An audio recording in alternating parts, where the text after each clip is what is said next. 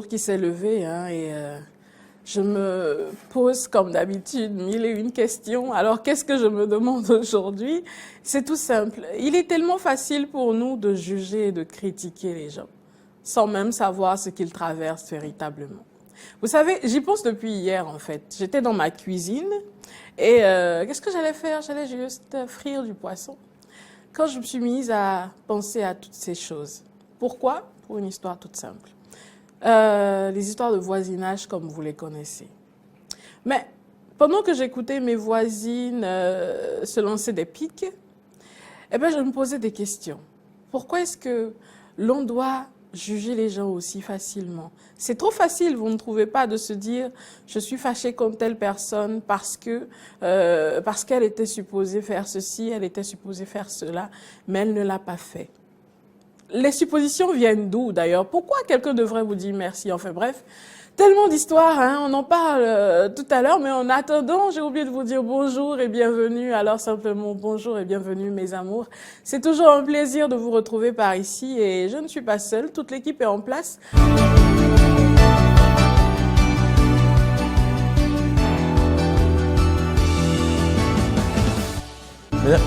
Mesdames, Messieurs, merci d'avoir pris ce rendez-vous de l'information créée conformément à la loi du 11 novembre 2003. Le Conseil national de l'éducation a été réformé selon les ambitions du président de la République, Patrice Talon. Suite à la mise en œuvre des réformes, un nouveau Conseil national de l'éducation a été mis en place. Les membres ont été installés ce mardi par le chef de l'État. Suivons ici le compte rendu de Laurent Roland Tonneikes et de Romaric de Rocher. Les membres du Conseil national de l'éducation ont été installés ce mardi à la salle bleue du Palais des Congrès de Cotonou. Un conseil national créé conformément à la loi du 11 novembre 2003, mais réformé selon les ambitions du président de la République Patrice Talon avec la constitution déjà en mai 2016 du comité technique de mise en œuvre et de suivi des réformes de l'administration du système éducatif. Le Conseil national de l'éducation a pour mission de veiller au respect des grandes options éducatives et la coordination de tout le système éducatif. Le champ organique de compétences et le champ thématique de compétences ont été bien définis. Le CNE est pour le système éducatif national un organe d'orientation, de coordination, de suivi, évaluation, ainsi que de prise de décision. Les attributions liées à chacune de ces 4 fonctions ont été clarifiées. Le CNE est une véritable autorité administrative publique avec des organes spécifiques, à savoir l'Assemblée plénière, le bureau exécutif, 2 commissions et le secrétariat exécutif. Le Conseil national de l'éducation est composé de 29 membres qui représentent les principaux acteurs du système éducatif à raison de 4 personnalités désignées par le président de la République, 6 personnalités désignées par les ministres en charge de l'éducation et des affaires sociales, 6 personnalités élues par les organisations socio-professionnelles du secteur éducatif et 13 membres sélectionnés par appel à candidature. Pour le président de la République, Patrice Talon, la mise en œuvre du CNE est le début du processus de mutation complète de notre système éducatif, principal atout du développement du Bénin. Pour compter d'aujourd'hui, les personnalités les plus unanimement réputées, expertes dans les divers domaines de l'éducation, quelle que soit leur couleur politique, présideront au destin de l'école. Qu'il s'agisse des programmes, du déploiement du personnel enseignant, de la carte scolaire ou universitaire, des affectations budgétaires, des accréditations ou des contrôles des établissements publics ou privés, plus rien ne sera décidé et mis en œuvre par qui que ce soit sans les sachants que voici.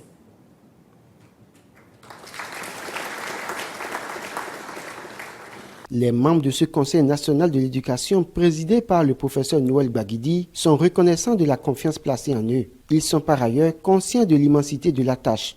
Les réformes sont pressantes et les attentes sont fortes.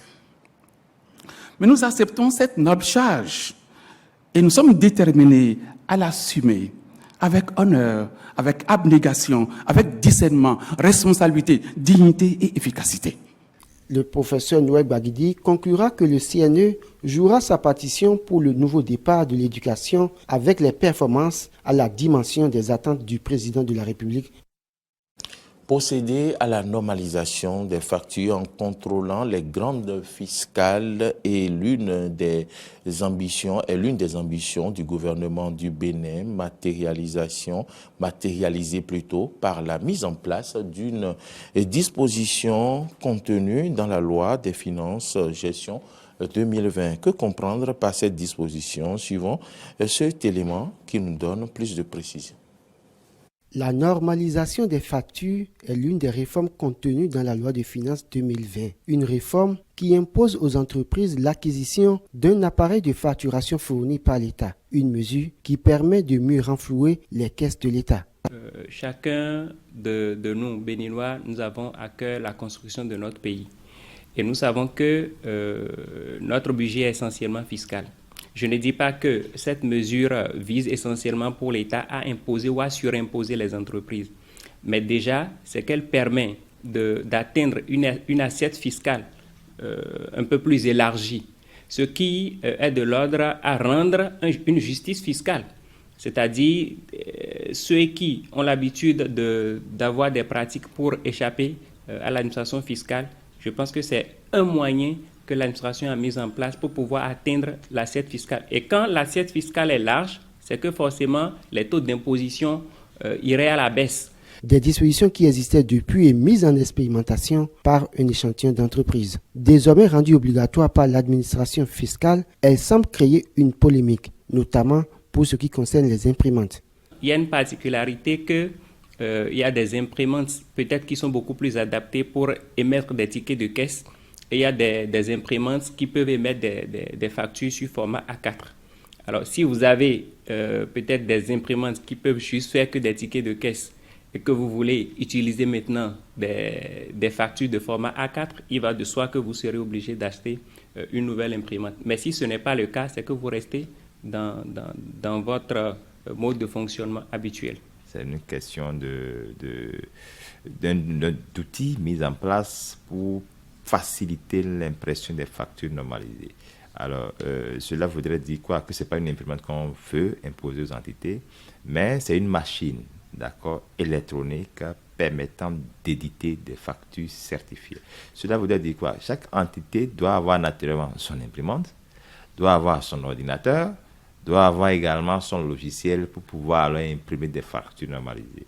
Pour ce qui est de l'acquisition de l'appareil prévu, l'État a mis en place un système de remboursement de sorte à permettre aux promoteurs d'entreprises de récupérer les fonds investis. L'État vous permet sur la première année d'avoir une réduction d'impôt jusqu'à concurrence de 25% du montant que vous avez décaissé pour acheter la machine. La deuxième année, vous avez 25% également. Et la troisième année d'utilisation, vous avez 50%. Ça veut dire qu'au bout de 3 années d'utilisation, ce que l'État vous doit, parce que vous avez acheté la machine, l'État aurait fini de vous rembourser en termes de crédit d'impôt. Et sur toute la durée d'utilisation de la machine, ça vous revient. L'État n'a plus rien à y voir en principe. Une mesure de l'État qui permettra à coup sûr de limiter les fraudes fiscales, mais également permettra aux promoteurs d'entreprises d'être à l'abri des détournements. Loin d'être une disposition qui pénalise les entreprises, elle est de tout bénéfice pour ces entreprises. Que comprendre donc par normalisation d'une facture et quelles sont les implications, suivant les explications de Rodrigue Rustico? Alors la facture est dite normalisée quand? Lorsque, par exemple, votre prestataire vous délivre sa facture, sur la facture, il y a des mentions obligatoires. À part ces mentions obligatoires que tout le monde connaît d'ailleurs, il y a ce que nous appelons le contrôle du MECEF. C'est-à-dire, il y a des numéros qui doivent apparaître sur la facture. Et il y a également des codes barres sur la facture. Et ces factures sont directement alors envoyées à la Direction des impôts pour centralisation. Et donc, toutes les entités, qu'elles soient micro, qu'elles soient petites, qu'elles soient moyennes, qu'elles soient grandes, sont alors obligées d'acquérir alors ce nouveau outil de gestion, quitte à ce qu'on fasse quand même l'effort de respecter les dispositions législatives. Donc voilà un peu ce qui est contenu dans cette disposition-là. Donc je pense que c'est une réforme qu'il faut saluer.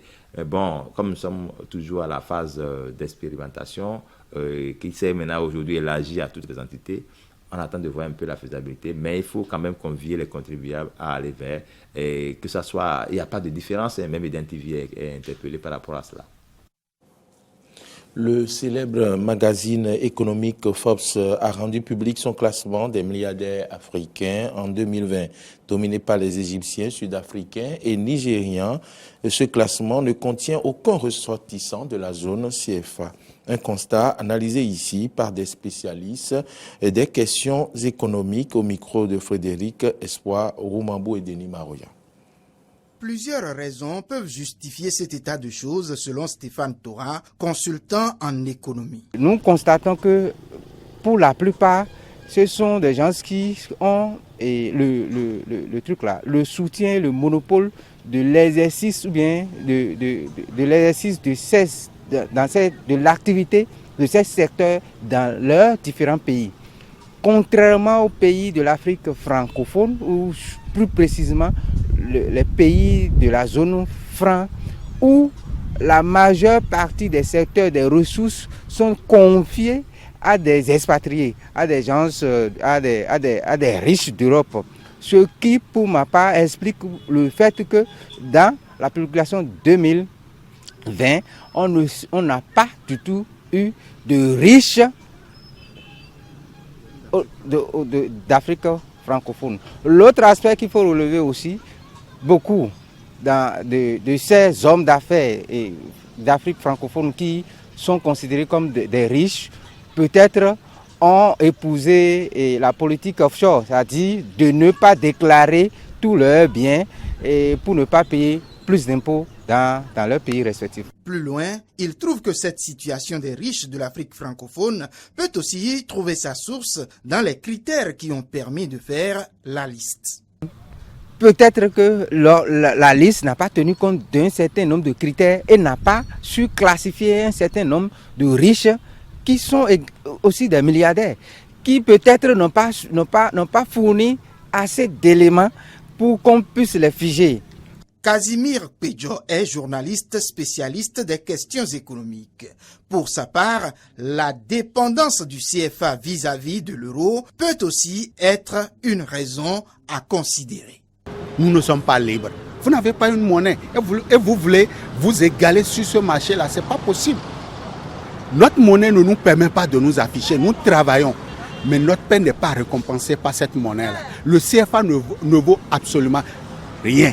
Ça, il faut avoir le courage de le leur dire. Et donc, pour que les riches de la zone francophone de l'Afrique puissent redorer le blason pour les prochaines publications, Stéphane Tora préconise. Il faut que les États les accompagnent, leurs États les accompagnent. Il faut qu'ils, d'une manière ou d'une autre, s'affichent.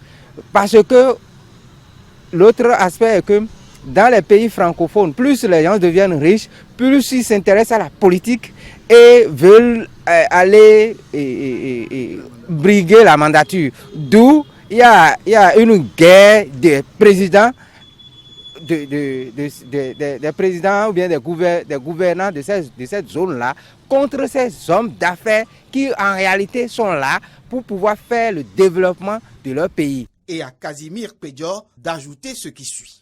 Quand quelqu'un a sa fortune, ne lui envoyez pas les impôts. Et que aussi, lorsque vous avez votre fortune, pensez aussi à l'État. Payez vos tasses. Payez vos fonctionnaires comme cela se doit. Déclarez-les au niveau des caisses de sécurité sociale. Et je crois que quand on l'aurait fait, je crois que la transparence va commencer par nous habiter un peu. Et qu'on cesse de vendre la drogue. Eh bien, c'est fini pour ce bulletin d'information. Merci de nous avoir suivis.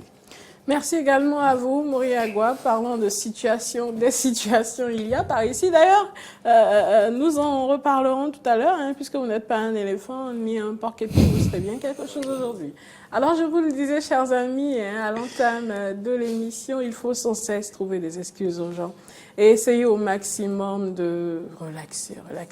La vie n'est pas si compliquée que ça, hein. Notre quotidien est suffisamment chargé pour qu'on en rajoute soi-même, quoi. Franchement, détendez-vous, respirez un bon coup. Je me permets de dire, occupez-vous de vos oignons, ok, et laissez les gens respirer. Chers amis, je vous promets, ce qui se passe par ici, c'est Mori Agua, hein, qui est en train de, je vais appeler ça se donner un spectacle, non, ce serait exagéré, je rigole, mais qui est en train de danser. Je comprends pas pourquoi, hein. Il est peut-être piqué par le virus de l'amour aujourd'hui. Qu'est-ce que j'en sais? Toujours est-il que il va à présent vous présenter les gros titres des canards.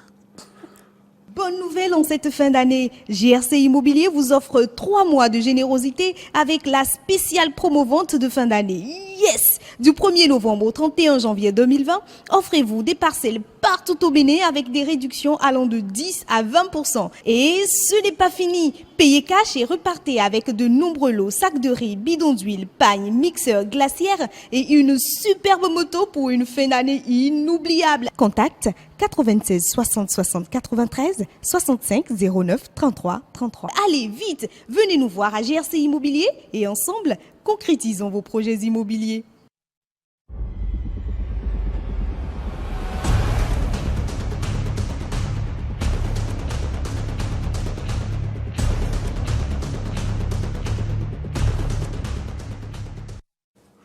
La nation, c'est par là que nous démarrons la revue des titres de ce matin pour le renouveau du système éducatif béninois, l'organe supérieur de gestion installé, profil des membres, fin de la politisation dans l'enseignement, nous informe le quotidien La Nation. À la une du quotidien, on peut également lire agenda du numérique et de la digitalisation pour 2020. Aurélie Adamsoulé Zoumarou présente les projets du secteur.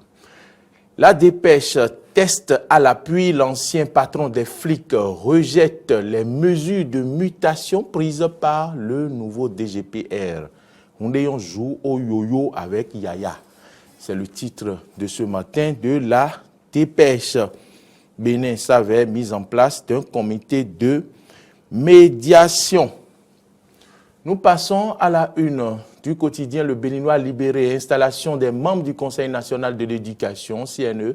Talon met les petits plats dans les grands, nous informe Le Béninois libéré de ce mercredi. Échange de vœux au ministère du Plan et du Développement. Biotchane salue les efforts de ses collaborateurs. Et puis, gestion de la transhumance au Bénin, l'honorable Agua, désigné par ses pairs pour présider aux destinées du réseau. C'est l'information que nous apporte Le Béninois libéré, installation du CNE, Talon acte la restauration du système éducatif. Et puis, restructuration de la CCIB, les innovations présentées aux acteurs, loi de finances 2020, les mesures fiscales à la loupe. Voilà ce qu'on peut retenir du quotidien Nord-Sud quotidien. Et puis l'opinion aujourd'hui, installation officielle du CNE hier mardi, le journal en parle et titre « Talon pour une éducation qui impulse le développement ». Il en appelle au sens de la mission et des responsabilités historiques des membres. Enseignement secondaire, le ministre Maouyon Kakpo rétablit 29 des enseignants suspendus, voire la liste des nouveaux heureux rétablis. Voilà ce qu'on retient du quotidien L'Opinion aujourd'hui. Le Clairon à présent s'intéresse au concours, c'est plus haut. S'intéresse au concours national de plaidoirie et puis une initiative scolaire pour dissuader les auteurs des grossesses. Et c'est l'information que nous apporte le Clairon. On espère qu'il en sera ainsi. Et puis, installation du Conseil national de l'éducation, un coup de maître de talon pour l'école. On passe à la une du quotidien L'Indépendant. Cérémonie d'installation du Conseil national de l'éducation. Talon remet l'avenir de l'école dans la main des sachants et des experts. Une dépolitisation sans fanfare ni trompette de notre système éducatif, projet de construction de 35 marchés urbains et régionaux, les travaux officiels lancés à Parakou, Djougou et Natitengu. C'est ce qu'on retient du quotidien L'Indépendant de ce mercredi. Et puis, à la une du quotidien Matin Libre, police républicaine, la garde de Rondeyon écrit à Talon, ces policiers réclament chacun 500 millions pour préjudice. Matin Libre, toujours lutte contre la criminalité phonique en 2019. 16 trafiquants arrêtés, 12 fermement condamnés. Et puis le parti FCBE quitte la résistance. Que dira Yahi à ses alliés? Une interrogation à la une de Matin Libre de ce matin. Liberté d'expression, 17 journalistes, blogueurs et opposants poursuivis en moins de 2 ans. Amnesty appelle à la réforme du code du numérique. On passe à présent à un autre quotidien, c'est le challenge qui s'affiche. Déclaration du chef de l'État lors de la cérémonie d'installation des membres du CNE. L'éducation est le seul moyen de construire l'homme, matière première de toute épopée. Et c'est ce qu'on peut lire à la une du quotidien, le challenge de ce jour, entretien avec le directeur général des impôts. En un peu plus de 3 ans, nous avons mobilisé plus de 150 milliards de recettes supplémentaires, dit Nicolas Yenoussi. À la une du quotidien Le Matinal, installation du Conseil national de l'éducation. Le Matinal en parle également à sa une et titre L'Aube nouvelle pour l'école béninoise. L'intégralité du discours prononcé par le chef de l'État Ali dans les colonnes du journal.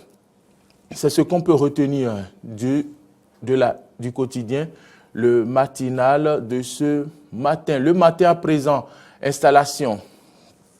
Le matin à présent, installation du Conseil national de l'éducation, une nouvelle ère pour l'école béninoise, CV des membres du CNE, loi des finances gestion 2020, monde des affaires, les nouvelles mesures fiscales et les innovations. Et puis un clin d'œil certainement concernant les préliminaires Afrique mondiale Qatar 2020. Le journal titre, c'est bien Le Matin, le Bénin connaît ses adversaires. Voilà ce qu'on peut retenir de ce quotidien de ce jour. Le grand quotidien à présent, installation des membres du Conseil national de l'éducation. Vous le voyez, le journal Le Grand Quotidien en parle également. Le président Talon rêve d'une école nouvelle. Noël Baguidi et son équipe doivent réussir ou réussir. C'est ce qu'on peut lire à la une du Grand Quotidien qui s'est intéressé également aux éliminatoires mondiales Qatar 2022 zone Afrique. Le tirage au sort hier, le Bénin hérite de la poule J. C'est l'information que nous apporte le Grand Quotidien qui parle également de la conférence de Berlin sur la Libye. Les dirigeants étrangers cherchent une voie de sortie au conflit libyen. La presse du jour de ce mercredi, installation des membres du CNE, nouvelle formule. Patrice Talon met l'école béninoise sur la bonne piste, nous informe la presse du jour. Après quelques mois de gestion, Jacques Paradis expose les prouesses réalisées à la SBEE. Voilà, notre cher Kofi, voilà, chers téléspectateurs, chers auditeurs de Diaspora FM, c'est la fin de la revue des titres de ce mercredi. Nous sommes 22 janvier. Merci à toutes et à tous de nous avoir suivis et pour votre fidélité surtout. Merci à vous, Mori Agua. J'ai lu quelque part sur les réseaux sociaux certaines personnes dire, je cite, Davido est connu, mais celui posté juste à côté de lui est un habitant de la planète. Eh ben, je ne dirais pas que Mori Agua soit un habitant de la planète. Lui, il est simplement un habitant d'un trou perdu. Au fait fond de quelque part. Et hier, justement, un de nos téléspectateurs me posait une question. Qu'est-ce que Mori Agua vous a fait à la fin pour que vous soyez tout le temps en train de l'enquiquiner? Vous vous exposez au monde citant? S'exposer, qu'est-ce que vous appelez s'exposer? Les téléspectateurs risquent de vous donner des raclés dans la rue si vous continuez pas à vous acharner sur moi. Donc, attention. Pour vous, attention. Je comprendrai. Attention. Je comprendrai parfaitement. Vous risquez d'avoir des gars de corps. Hein? Très bien, des gars de corps. Hein. Ah ouais, je risque d'avoir des gars de corps. Ouais, si vous continuez pas à vous acharner.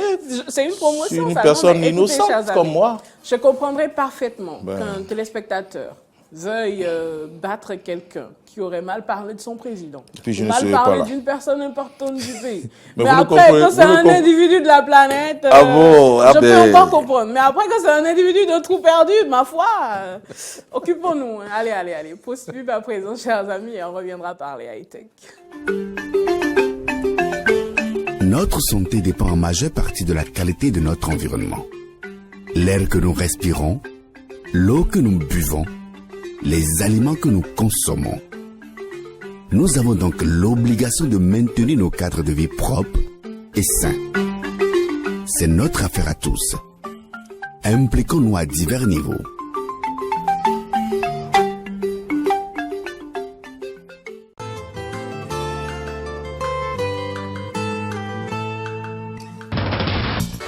Pourquoi est-ce que tu es avec moi, Carlo? Parce que t'es vraiment affreuse. Allô? Carlos s'est fait tuer, Teresa. Ton mari s'est fait assassiner. Il faut que tu te sauves, parce que tu es la prochaine sur la liste.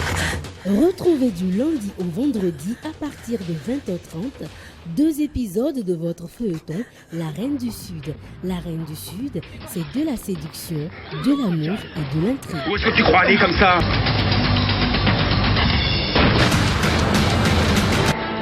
J'ai besoin de votre aide. Je suis désolé, mais je ne peux absolument rien faire pour toi. Où tu vas? Reviens ici! Est-ce que tu essaies de me menacer, Mathias?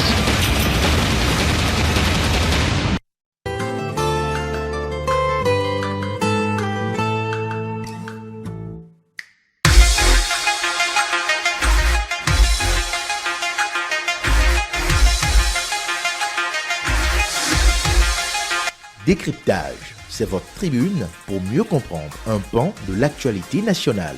Décryptage, c'est tous les mardis et jeudis à 19h. Décryptage, c'est à suivre sur Eden Télévision et Diaspora FM.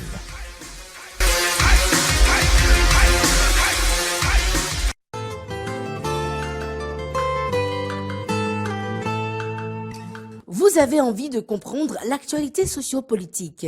Loris, Freddy, Davo et ses invités vous conduisent dans les méandres du landerneau politique sur votre émission Dimanche Politique. C'est dimanche. Bienvenue, bonjour et merci de préférer l'actualité sur Eden TV. On autorise le ministre des Finances à aller contracter des emprunts pour combler le gap. Si c'est par rapport à ça, le peuple ne s'est pas trompé. Qu'est-ce que vous auriez voulu corriger? Qu'est-ce qui vous paraît peu pertinent dans les différents détails apportés, différentes innovations apportées à la loi fondamentale? Donc ça veut dire qu'à chaque fois qu'on vote la loi de finances, on autorise déjà le gouvernement à aller faire des emprunts. Qu'est-ce qui explique ou motive, selon vous, ce courage du chef de l'État, Patrice Athanase Guillaume Talon? Il y a quelques mois ou quelques années déjà, vous vous rappelez, il a précisé qu'il fallait que la France nous restitue nos biens culturels. Voilà. Dimanche Politique, c'est à suivre sur Eden TV et à écouter sur Diaspora FM tous les dimanches à 11h et à 21h avec Loris, Freddy, Davo.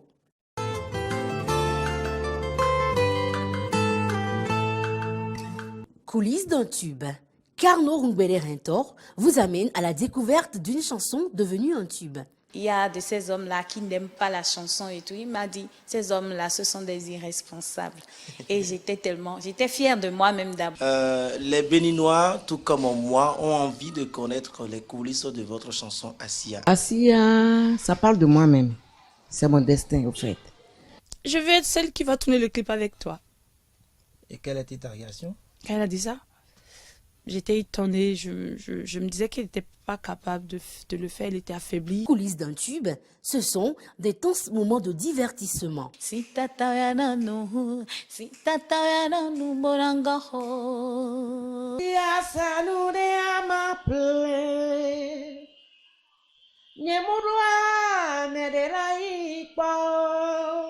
Dis donc bien noué, anando jikaka. Bona wadoube, adjivito etan. Maman, oui wanoué, ndoku noué,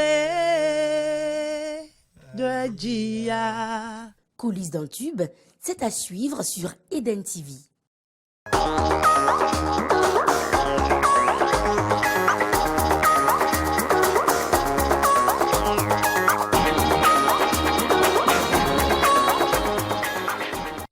Eh bien voilà, chers amis, nous sommes de retour et parlons high-tech à présent.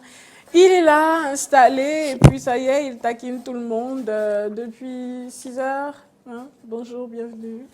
Bonjour à vous, Natacha. Bonjour, Maury Agua. Bonjour à nos amis auditeurs ainsi qu'à tous les téléspectateurs. Non, je ne taquine pas. Aujourd'hui, ce n'est pas Maury Agua. C'est pas Képic? Non plus. C'était hier. D'accord. Lui, c'est un habitant d'un trou perdu de la terre. Ah, j'adore taquiner. Et puis d'ailleurs, que seraient ces journées sans mes taquineries? Franchement. Pardon. Le pardon, c'est pour dire quoi? C'est pour dire d'arrêter de flatter les gens. C'est une flatterie, ça? Est-ce que vous avez entendu ce que j'ai dit? Arrêtez de voir. Je ne sais même pas dire ça. C'est terrible, quoi. Un jour, on va faire un zoom sur Maury Agua. Il y en a à dire. Vous verrez le contraste entre l'âge du monsieur et ce qu'il peut faire. Franchement, il manquerait plus qu'on ait droit d'être pieds par ici. Allez, je dis ça, je dis rien. Vous parlez d'âge pourquoi? Quel est le rapport? Je ne sais même pas quel est le rapport avec l'âge. Est-ce que vous avez remarqué qu'en général, chers amis, avez-vous remarqué qu'en général, tous ceux qui ont un problème avec la question d'âge, eh bien, ce sont ceux qui sont le plus proches de la mort. Allez, dites-nous, Ahmed. Ce qui me fait plaisir est que ni vous ni moi ne sachons pas quand est-ce que la mort viendra. Donc, au moins, cela me rassure. Oui, c'est sûr, c'est la Bible qui a dit ça. Mais de façon normale, quand on est sur Terre et qu'on a 100 ans, peut-on s'intéresser aux vivants en attendant? Oui, on peut, bien sûr. Parlons de la vie en attendant. De quoi parlons-nous? Parlons high-tech. Alors, c'est pas pour demain. Aujourd'hui, comme promis, on va revenir un peu sur le CES. On en avait parlé la semaine dernière et je vous parlais notamment de cette grosse attraction donc, au cours du CES dernier qui était l'humain artificiel proposé par StarLife, qui n'est nul autre qu'une succursale de Samsung. Et donc, aujourd'hui, on revient sur le CES de manière générale pour vous parler de quelques innovations qui ont été exposées. Faut-il le rappeler, hein, le CES, c'est le Consumer Electronics Show, qui est quand même le plus important salon consacré à l'innovation technologique en électronique grand public. Et il se tient donc annuellement début janvier à Las Vegas, au Nevada, aux États-Unis. Alors, cette année, le salon s'est tenu du 7 au 10 janvier dernier. Et l'une des plus grosses attractions, comme je le disais, c'était Néon, l'humain artificiel proposé par Samsung. Mais il y en a d'autres aussi qui ont retenu l'attention de plus d'un, au rôle desquels, justement, on va vous présenter sommairement, puisqu'on n'a pas beaucoup de temps non plus, quelques-unes. Alors, on va commencer par la ville du futur. La ville? La ville du futur. D'accord. Est-ce que vous connaissez le mont Fuji, qui est au Japon? Oui. Alors, c'est un projet justement un peu fou, présenté par Toyota, une ville bâtie à partir de rien, au pied du mont Fuji, au Japon. Rien que ça. Alors, si la réalisation nous suit, on devrait pouvoir avoir en image cette ville-là, justement, parce que les images sont quand même titrées. Du coup, ce prototype, voilà, justement, ce prototype de la ville du futur sera un écosystème entièrement connecté et alimenté par des piles à hydrogène. Wow. Et oui. L'objectif pour les géants japonais, c'est quoi? C'est de tester en fait ces technologies, qu'elles soient liées à la mobilité urbaine, la voiture autonome, la robotique de service, la maison connectée et intelligente. Donc c'est tout un espace qui est aménagé. Alors vous aurez, comme on le disait, 200 résidents qui vont y loger. Et c'est une forme d'expérimentation qui va être faite donc, dans cette ville-là. Comme on le disait, ce sera alimenté par des piles à hydrogène, par exemple. Donc ce ne sera pas de l'électricité comme on y est habitué. Ce sera une manière donc, de tester un certain nombre d'innovations dans le milieu de la technologie. Autre innovation proposée, ouais, c'est fou, hein. Ça fait rêver. En fait, j'en reviens pas. Ouais, ça fait rêver. Je suis d'accord, ça fait rêver. C'est réellement un projet qu'ils vont réaliser. Bien sûr. C'est pour ça qu'on en parle sommairement, pour pas trop faire non plus. Incroyable. Ouais, donner de la migraine. Autre innovation présentée à ce salon cette année, un petit robot sphérique, la boule de compagnie. qui est baptisé Bali. En fait, c'est un compagnon, d'accord, domestique mobile. Elle se présente comme le chef d'orchestre en fait de la maison. Vous imaginez? Alors là, on parle de la maison intelligente. Ça y est, je flippe. Ouais, là, on parle de la maison intelligente, mais pas que finalement. Donc cette boule, donc boule de compagnie, en fait, se présente comme étant un peu le chef d'orchestre de la maison intelligente, capable. Alors ça, c'est pas la boule en question, c'est l'image sur laquelle on voit un monsieur donc tenant une boule jaune en main. C'est un message pour la réalisation. Donc, justement, celle-là.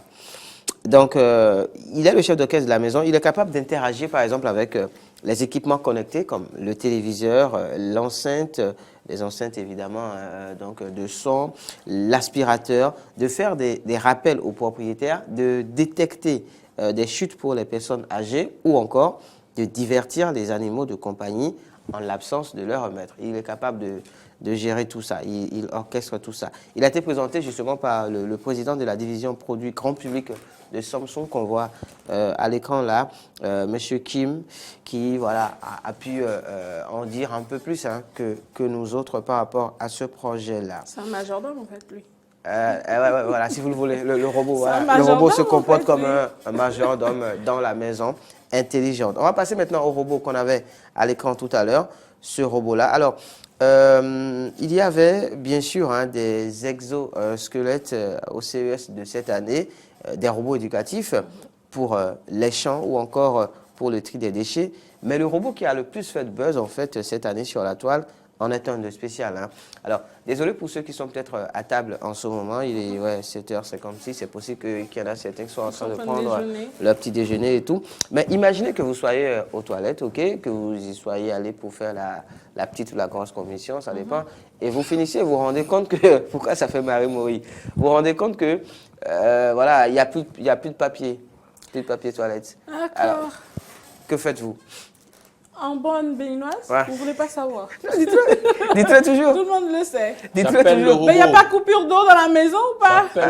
D'accord, donc voilà. Il n'y a pas de coupure d'eau? On utilise l'eau. Ben oui. D'accord. C'est bien nice. On le fait comme... oui, Maury, vous? J'appelle le robot. Vous appelez le robot? Ouais. Lequel des robots? Parce que vous l'avez. Parce que vous en avez. Si vous avez les moyens de vous offrir ce robot. Ah, Mouriaga. Non, mais j'aime bien. Dans la vie, il faut rêver. Il faut être positif, il faut être fou, il faut rêver grand. Très grand. On dit ça, on dit rien. Alors, avec cette innovation, plus besoin d'avoir à vous lever pour aller chercher par exemple du papier toilette, d'utiliser de l'eau s'il n'y a pas du papier, d'appeler quelqu'un pour aller vous en amener. Ah oui, franchement, voir. Vous savez, ça m'est arrivé. Mais oui, ça m'est arrivé.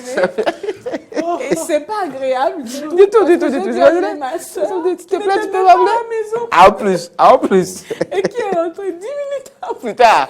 Et pendant ce temps, vous étiez en conférence pendant tout ce temps. Le portable a...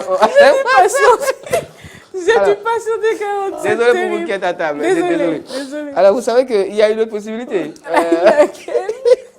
Imaginez que quand vous l'avez appelée, qu'elle ne soit pas à la maison.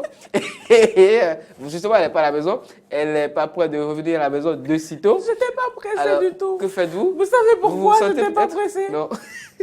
Parce que quand je suis arrivée à la maison ce jour-là, c'était avec une sacrée diarrhée. Ah, d'accord. Et il n'y avait personne et je ne pouvais pas m'écler. Déjà, pour rouler, quand vous avez une diarrhée, mais c'est une position stratégique qu'on adopte sur la moto. Non, mais je vous promets, c'est une position stratégique. J'ai fait le mur de la maison. J'ai fait le mur de la maison ce jour-là parce que je ne pouvais pas sortir mes ta clé pour mettre... Mais le temps de faire le mur aussi, c'est pas évident. C'était plus facile. Sac de femme, retrouver une clé dans le sac de femme. D'accord. Mais du coup, une fois à l'intérieur, je ne suis pas pressée, quoi. Qu'elle prenne son temps. Tout peut arriver. Alors, c'est soit ça c'est soit ça ou alors vous vous retrouvez obligé de vous rhabiller ici et de sortir pour aller chercher du papier. Allez, fermons cette parenthèse. Fermons cette parenthèse, ceux qui sont à table, mangez tranquillement. On a fini de déranger. Ah oui, quand vous avez fini de... Quand vous avez fini, vous pouvez vous manger tranquillement. Désolée. Ah oui. Désolée. Alors, D'accord. il y a... Ce sont des réalités de nos vies, quoi. Franchement, ça arrive. Il y a le géant américain de la grande consommation, Procter & Gamble, qui a pensé à une solution, qui est le robot. Le robot. Ouais, voilà. Il y a un robot qui est spécialisé en cela, qui vous apporte du papier toilette. Voilà. Sauf qu'il doit coûter une fortune. Ah ben bien sûr. On a nos chers amis, Ah ben bien sûr. toujours d'avoir du papier. Il faudrait y mettre d'abord, lui rendre disponible les papiers. Mais bien sûr, bien sûr. C'est-à-dire qu'à la base, parce qu'il ne va pas en fabriquer, il ne va pas non plus sortir en acheter. Mais après, c'est que... Au Bénin, non, vous imaginez au Bénin. N'imaginez pas. Une machine qui va dans une boutique ou un supermarché. Je peux avoir du papier toilette. Mais les gens, ils disparaissent. Arrêtez d'imaginer. C'est une nouvelle forme de sorcellerie. Arrêtez d'imaginer ça. Beau, Parlons d'une autre innovation qui a été présentée au CES de cette année à Las Vegas. Et là, on va parler télévision. D'accord ? Ça va faire plaisir à ceux qui aiment bien on va dire les écrans et ceux qui ont aussi les galaxies, en fait. Alors, c'est pas pour faire de la pub, mais parlons-en. C'est une télévision verticale, en fait. Vous savez que la télévision, de manière générale, elle est horizontale, dans sa posture normale. Okay? Et une TV verticale, donc, qu'on a pu découvrir, qu'on a là à l'écran, donc au CES de cette année. Il s'agit d'une télévision rotative, en réalité, avec un écran capable de passer de l'horizontale à la verticale. C'est pas que vertical, ça peut passer donc à l'horizontale. Comme ça se fait en fait sur un smartphone. Le but est d'ailleurs de retrouver justement sur la télévision l'image du téléphone. Donc, avec un basculement du mode paysage en mode portrait qui suit automatiquement celui du smartphone pour les détenteurs, par exemple, d'un Samsung Galaxy. Donc, pour ceux qui ont les Galaxy, les Samsung Galaxy, évidemment, il y a possibilité de connecter la télévision, justement, au téléphone. Du coup, tout ce qui se passe sur la télévision, sur votre portable, vous pouvez l'avoir sur l'écran. Et quand vous basculez donc en mode paysage ou en mode portrait, cela se passe également sur l'écran de votre télévision. C'est vrai que ce serait cool, mais je suis plutôt vieux jeu. Moi, je préfère ma télé du moment. Non, mais franchement... avec l'écran cathodique, c'est ça, hein? Avec l'écran cathodique. Maurice, vous rappelez de cette télévision avec l'écran cathodique? Cette télévision-là où il fallait alerter tout le quartier avant de la transporter. Avant de la transporter, c'est pas évident. Hein? Comment mon petit frère appelle cette télévision-là? Gogono. Gogono, bien sûr, ouais. C'est le cas de le dire. C'est vraiment Gogono. Parce qu'il y en avait... Bon, passons. Autre innovation présentée au CES de cette année-là, on va parler automobile. Il y avait le cockpit du futur qui était bien présent dans cette édition du 2020 du CES. Et dans celui imaginé par BMW, la marque, pour la voiture autonome, la vitre avant du véhicule, d'accord, est en réalité un écran. On parle là du pare-brise du futur, d'accord. Ce dernier peut diffuser des films, donner des informations, voilà ce qu'on voit là.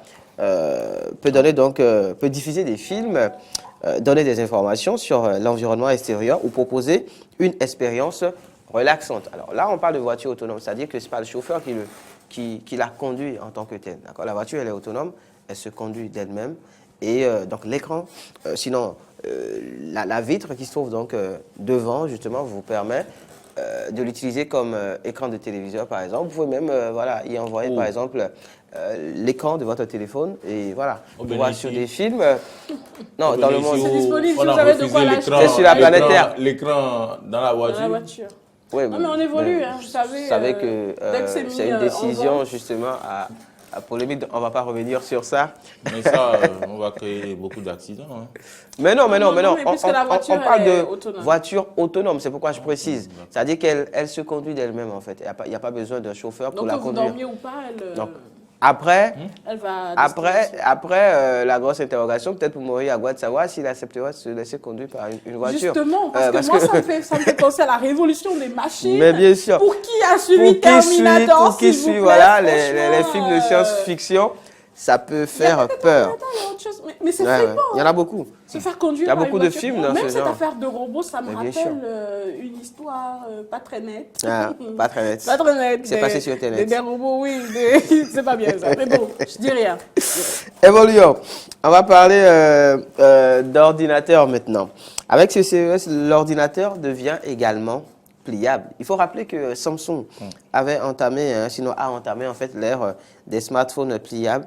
Et le constructeur chinois, Lenovo, inaugure cette année celle des PC pliables. Avec son ThinkPad X1 Fold. Carrément. Ce PC qu'on voit là donc à l'écran, portable d'un peu moins de 1 kg, se plie et se déplie pour offrir une forme dédiée au transport j'ai bien envie et de faire, au rangement. Oui, vous avez envie de faire? J'ai bien envie de faire une blague à mon père ou à ma mère. Vous savez, vous imaginez très bien. Bien sûr. Vous apportez un PC pliable, ok, vous le lui offrez, et puis il se dit, ah, il est content. Et vous faites seulement de l'ouvrir. Ah, non, mais tu viens de me l'offrir et tu veux déjà le briser. Qu'est-ce qui se passe, là? Non, mais sérieux, nos parents, c'est trop cool de leur faire En tout des cas, blagues. déplier donc cet ordinateur pliable justement Merci se d'en présente avoir parlé comme parce que vous une l'auriez tablette. fait que je vous aurais étranglé. N'est-ce pas? Il se Non, mais présente, c'est incroyable. Il se présente comme une tablette en fait de 13,3 pouces. Et après, c'est que c'est pliable, quoi. Voilà, C'est pliable. Et c'est l'écran. Tout ça, c'est l'écran.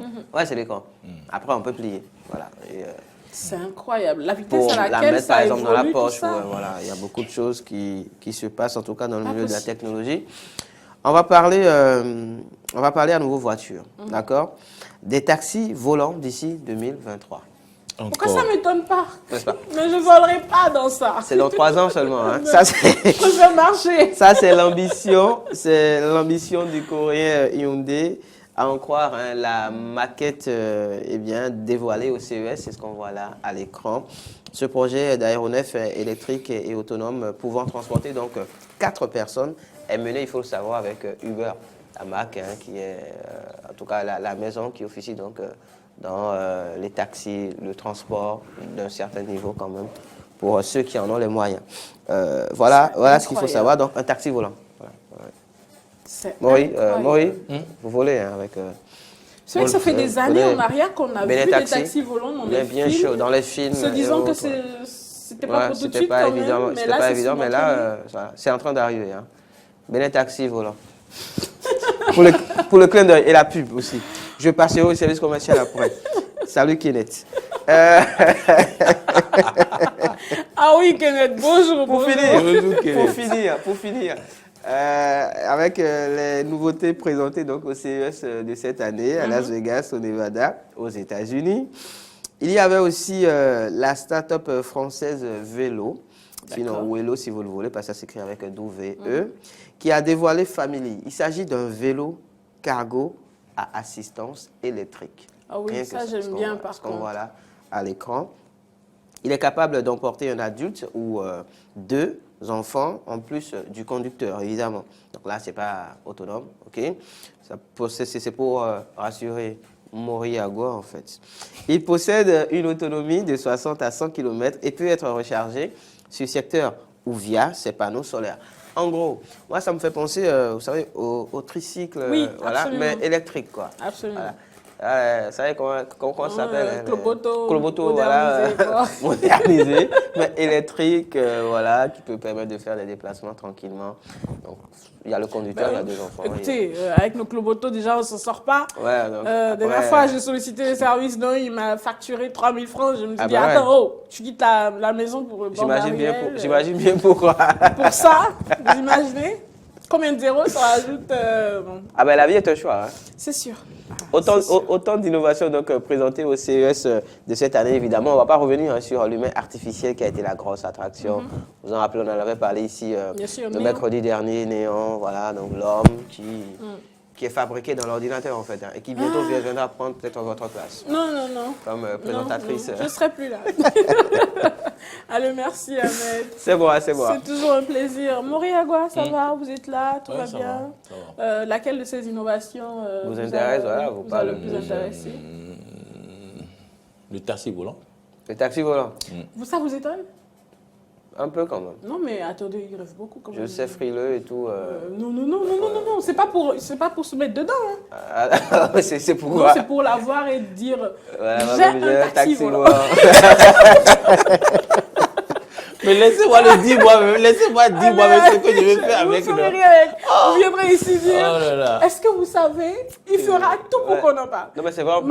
Madame connaissant la personne. D'abord, il dit jamais Madame Kofi. Connaissant l'individu, cela l'étonnerait guère. Il dit jamais Natacha non plus. Il dit Tacha. Tacha, j'ai un taxi. J'ai acheté à la gestuelle. Et puis c'est tout. Et vous lui demanderez, mais vous en faites quoi? Non, j'ai garé ça chez moi là. Mais quand il me plaît de mettre en marche, je le mets en marche et je me regarde. Bonjour Laurette Kokombe, bienvenue. Merci, bonjour Natacha Kofi, bonjour Maury Agua, c'est un plaisir de vous retrouver. Bonjour, le plaisir est toujours partagé. Vous nous avez manqué par ici. Ouh là là, c'est vrai ça? Oui, elle vous a manqué. Bien sûr. Je m'attendais pas. Je m'attendais pas. Au moins, c'est des gens. Elle fait partie des gens qui me voient et qui sont très très contents. Et puis voilà, vous passez tout votre temps, hein? Voilà. Ça, c'est la maîtresse quand tu fais... Non, c'est maman quand elle s'apprête à te taper. Mais comment en fait, attends, le cahier d'exercice et puis elle regarde les bêtises et fait... Est-ce que je l'ai bien là? Est-ce que je t'ai appris? Non, mais sérieusement, elle vous a manqué parce que moi, je suis passée de l'épisode... Non, ne justifiez pas. Je suis passée de l'épisode, elle me manque à l'épisode, bon, elle n'est pas là fait avec. Donc, je comprends pas. Natacha, s'il te plaît, ma chérie, quand même. On appelle ça l'indulgence, la bienséance. On ne fait pas avec. Mes amis, on n'a qu'à se dire la vérité. La femme qui vous fait des infidélités, quand elle revient, vous êtes peut-être toujours amoureux, mais vous faites reste là d'abord. Ou pas. Eh bien oui, voilà, c'est comme ça. Alors Laurette, aujourd'hui, de quoi on parle? Qu'est-ce qu'on découvre dans votre atelier? Alors aujourd'hui, dans mon atelier, vous allez remarquer que, contrairement aux Jojo, aujourd'hui, mon atelier, il est sapé avec moi-même. Ah oui? Je n'avais pas remarqué, vous l'avez remarqué, vous?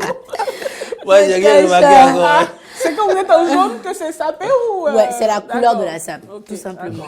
Voilà. Non, j'ai pas changé, je suis toujours là. Ça déchire.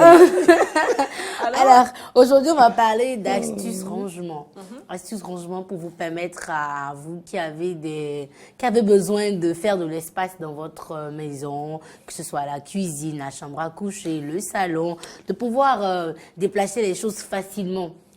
Alors, pour vous simplifier la vie, je voudrais donc vous proposer quelques astuces avec, par exemple, vous savez, les poignées des portes. Vous savez, les poignées des portes, par exemple, vous pouvez les fixer au mur pour pouvoir accrocher vos serviettes. Vous savez, la serviette, c'est d'abord quelque chose quand vous utilisez, vous avez besoin de suspendre cela afin que l'air puisse rentrer dedans. Donc, si vous devez sortir, aller au boulot, par exemple, donc vous mettez ça au dehors, il pleut, ça se mouille encore. Donc, vous avez la possibilité de mettre ça dans la chambre afin que le vent puisse passer, pour que, même si c'est pas tout à fait sec, quand même que ça soit pas trop mouillé avant votre retour. Mais c'est quoi ces expressions qu'elle a ce matin, la dame? Je comprends pas. Les gens sont en paix chez eux, vous venez les dire. Utilisez l'expression tremper, c'est mieux. Comment ça? Non, quand on dit tremper, c'est-à-dire que c'est mouillé et puis ça coule. Mais quand c'est... Non, c'est bon, poursuivez. Non, c'est bon, poursuivez. Mais quand c'est mouillé, c'est juste mouillé. Mais c'est bon, poursuivez. Marie, est-ce qu'on a sur le même diapason avec Natacha? Elle a des idées tordues, celle-là, parce que moi, j'ai dit ma chose de façon innocente. C'est l'intruse qui est partie, je ne sais pas, en Russie ou bien où pendant des années, qui réapparaît soudainement et qui vient nous dire... En fait, elle veut que vous soyez comme moi. Il faut lui dire que ce n'est pas ici. Alors, autre chose que je voudrais vous proposer, vous savez, comment on les appelle? Les portes, les étagères, là. Comment on les appelle? Les trucs dans lesquels on met les chaussures, là. Donc, on met les chaussures, oui, les pots de chaussures en plastique transparent, là. Voilà. Par exemple, vous pouvez également en acheter et vous rangez les aliments dedans. Les trucs, je sais pas, sachets de lait. Pas d'image du tout pour nous montrer ça, non? En fait, mes images, je n'ai pas pu les avoir en haute définition. Donc, elles sont vraiment toutes rikiki. Voilà. Donc, vous mettez juste les aliments dedans. Des images toutes rikiki. Franchement, on aurait tout entendu avec le. En fait, ça, ce sont les langages de mon atelier, du coup. D'accord. Sans commentaire. Les trucs mouillés, les trucs rikiki. Non, voilà. c'est bon, hein, on poursuit. Alors, vous pouvez également les suspendre au mur et y ranger les aliments, mais surtout les choses, les trucs en sachet. Peut-être les pâtes alimentaires en sachet. Bon, les pâtes alimentaires, voilà, sont en sachet. Vous pouvez également les ranger dedans. Je vous propose une autre astuce. C'est les potes bouteilles. Allez-y. Okay. Je pense que désormais, ça va se passer entre nous deux. Parce que... Non, parce que Agua et moi, on se comprend demi-mot. Hein? On mettra beaucoup de choses au frigo. Alors, en attendant, passons. Alors, un range-bouteille. Un range-bouteille est également parfait pour ranger vos serviettes. Voilà.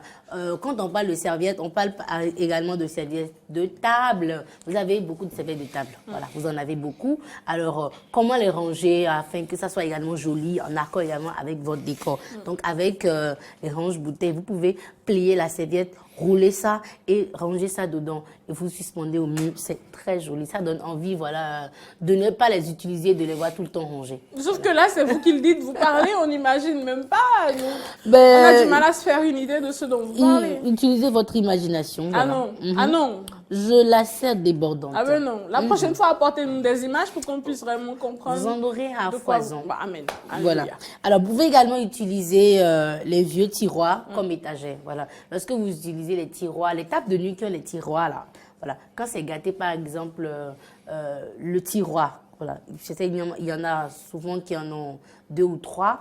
Voilà. Mais quand le dispositif est gâté, vous pouvez enlever les tiroirs, mettre un peu de peinture, suspendre au mur et là, voilà, vous faites une petite décoration. Vous mettez peut-être, quand vous suspendez ça au mur, vous pouvez mettre les pots de fleurs dedans. Vous pouvez également mettre vos chaînes. Vous pouvez les accrocher en mettant des... Je ne sais pas si je suis la seule, chers amis, mais je me perds dans l'atelier de Laurette Kankangbe aujourd'hui. Mais naturellement, c'est mon atelier, c'est normal que vous perdez dedans. Oui, je me perds totalement parce que j'ai du mal, en fait,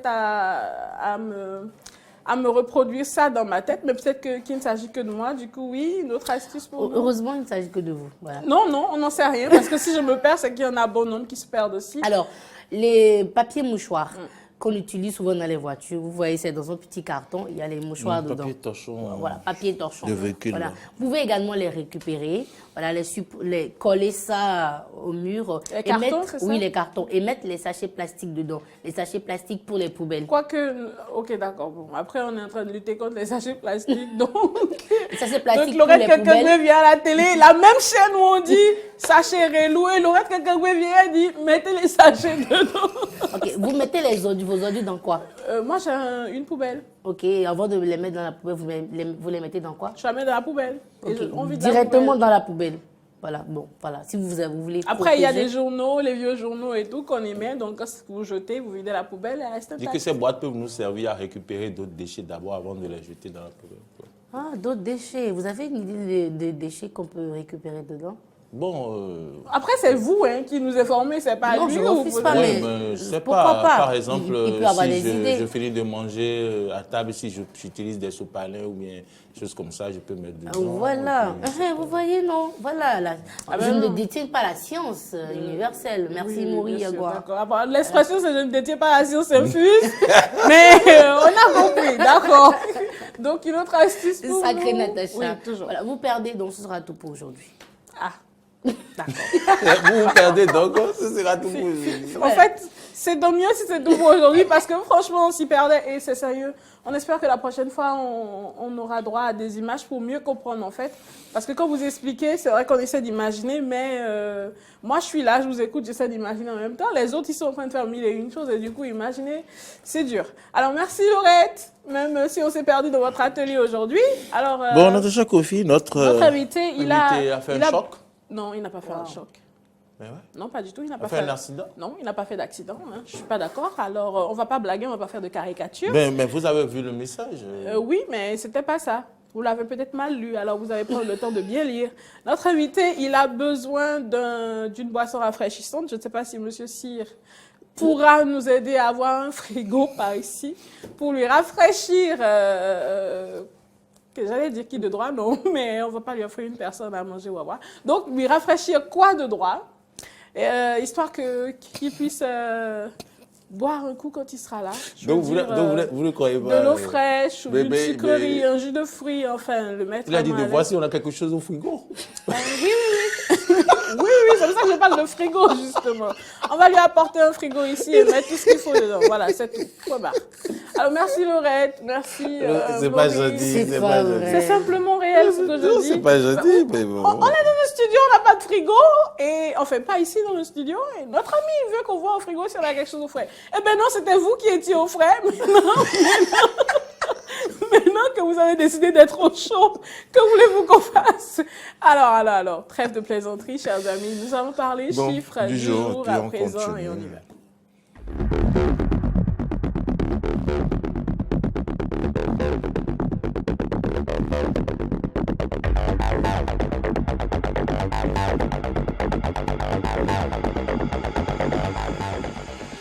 Eh bien voilà, chers amis, nous sommes de retour. Quand Moriagua entend parler de frigo et de quelque chose à mettre au frais, il se demande si c'est une boisson. Qu'est-ce que vous aimez boire? C'est du whisky ou c'est du champagne? De l'eau. Allez, chiffre du jour à présent. Alors, de quoi est-ce qu'il s'agit, chers amis? Il s'agit d'un chiffre qui vous fera plaisir.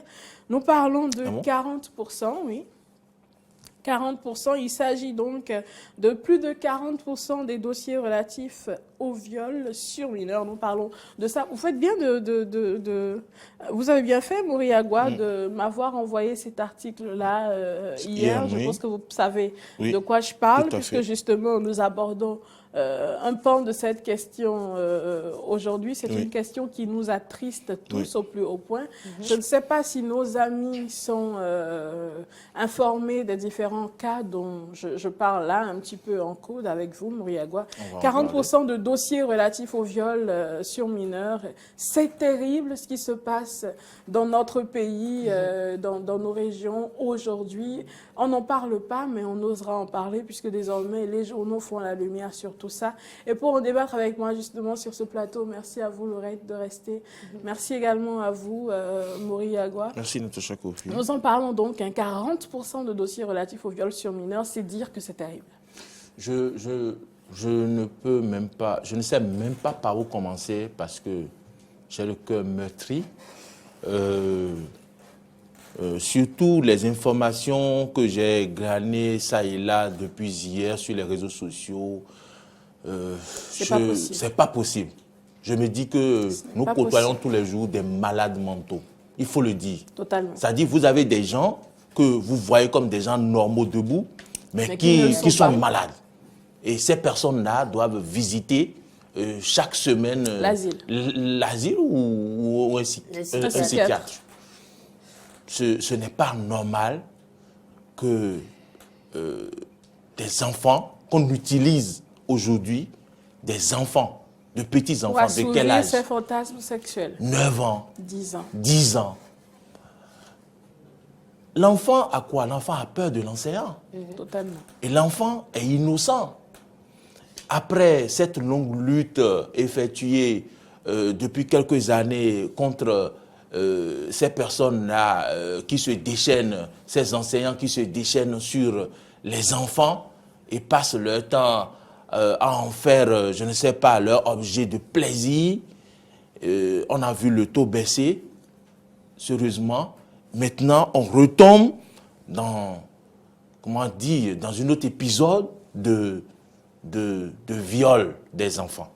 Et quels sont ces auteurs? C'est peut-être, non pas peut-être, c'est des enseignants. Parmi ces auteurs, il y a des enseignants d'école qui se permettent de violer des jeunes enfants, des enfants à peine 9 ans, 10 ans, qui les utilisent à faire des choses qu'on ne peut pas dire ici.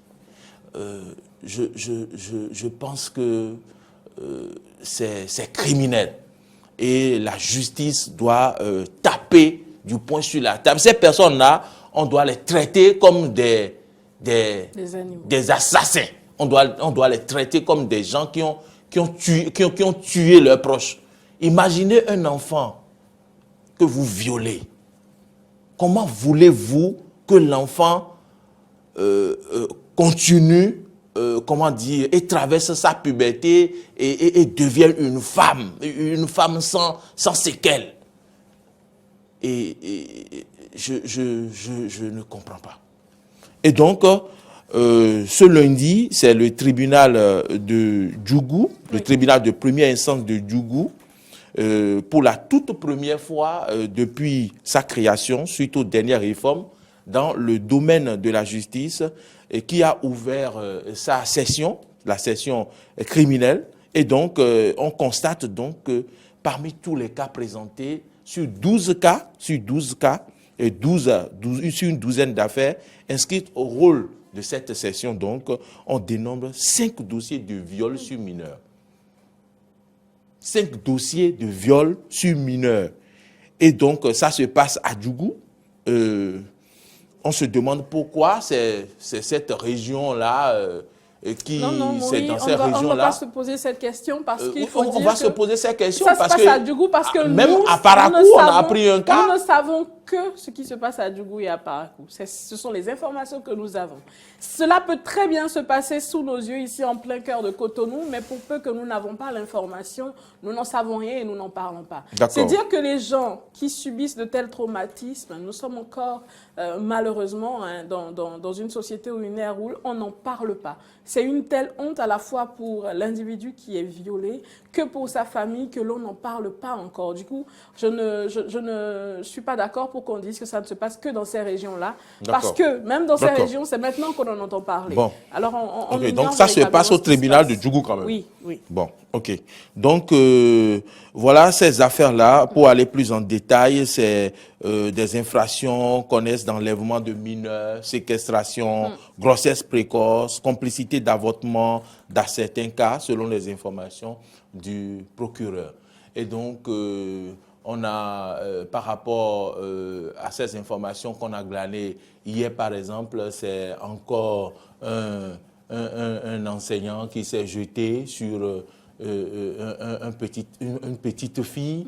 Il demande aux enfants de venir l'aider à nettoyer son lieu parce qu'il est en affectation, son lieu d'affectation, sa nouvelle résidence. Et puis, les enfants, pendant que les enfants, c'est ça, non, pendant que les enfants ont fini, pendant que les autres partaient, il attrape l'un des enfants et puis il viole. Et l'enfant a caché pendant plusieurs jours ce forfait-là et finalement est allé se confier à un autre enseignant qui est allé donc se plaindre au directeur. Et c'est de là que le directeur a fait un rapport qu'il a envoyé au directeur départemental. Et la police a été saisie.